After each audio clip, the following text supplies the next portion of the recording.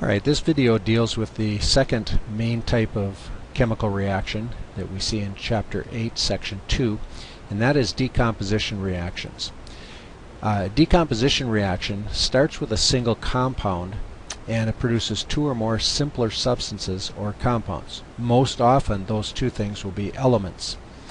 Decomposition reactions are exactly the opposite of synthesis reactions, and we can represent them by this equation. You see that is just the opposite.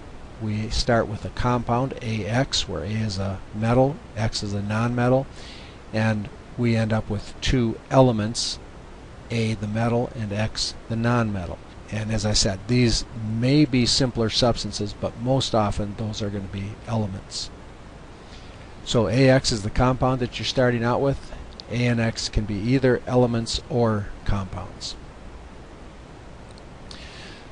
Some substances undergo decomposition through a process known as electrolysis, and that's where we pass an electric current through them.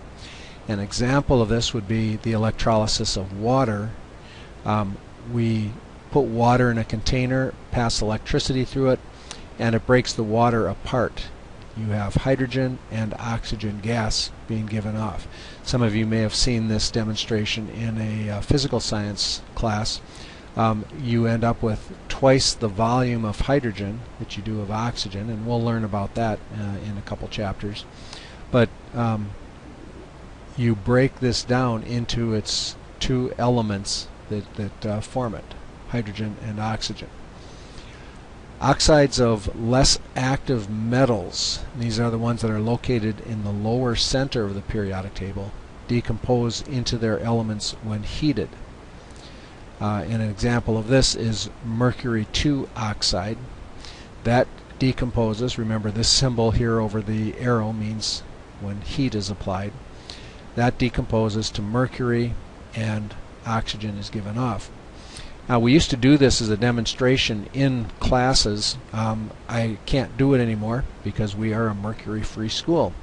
We're not allowed to have mercury in the school anymore, but we used to have mercury oxide, and we would just put a little bit of that in a test tube and heat it up, and what you would find is that small beads of silver mercury, remember mercury is a liquid at room temperature, they would condense at the top of the test tube, and then oxygen gas would be given off, and we could test for that using a glowing splint test. And that's where you put you take a piece of a splint of wood, light it on fire, blow it out, and then put it into the top of the test tube, and it would light up again. Electrolysis is the use of an electric current to cause an oxidation-reduction reaction. Electric current is the passage of electrons. Because oxidation is the loss of electrons and reduction is the gain of electrons, the passage of electric current through a solution causes these reactions. For example, when current is applied to water, the hydrogen in the water is reduced to elemental hydrogen, and the oxygen is oxidized to elemental oxygen. Because 2 moles of hydrogen are formed for every mole of oxygen, twice as much gas is formed in one tube as in the other. When the electricity is shut off, the reaction stops. Electrolysis is also used in electroplating. Okay, metal carbonates will decompose. Here you see an example of calcium carbonate. When that's heated, it decomposes to calcium oxide and carbon dioxide gas. And this is one of the reactions, one of the special ones that you should know. So decomposition, if you're starting out with just a carbonate yields, you can be sure that you're going to get the calcium, the metal oxide plus carbon dioxide gas. Another one, metal hydroxides, and again in this case calcium hydroxide. When that's heated, it forms the metal oxide and water. Okay, so metal carbonates decompose to metal oxides and carbon dioxide. Metal hydroxides decompose to metal oxides and water. And then metal chlorates also will decompose. This one, potassium chlorate, decomposes on heating to potassium chloride, and oxygen gas is given off.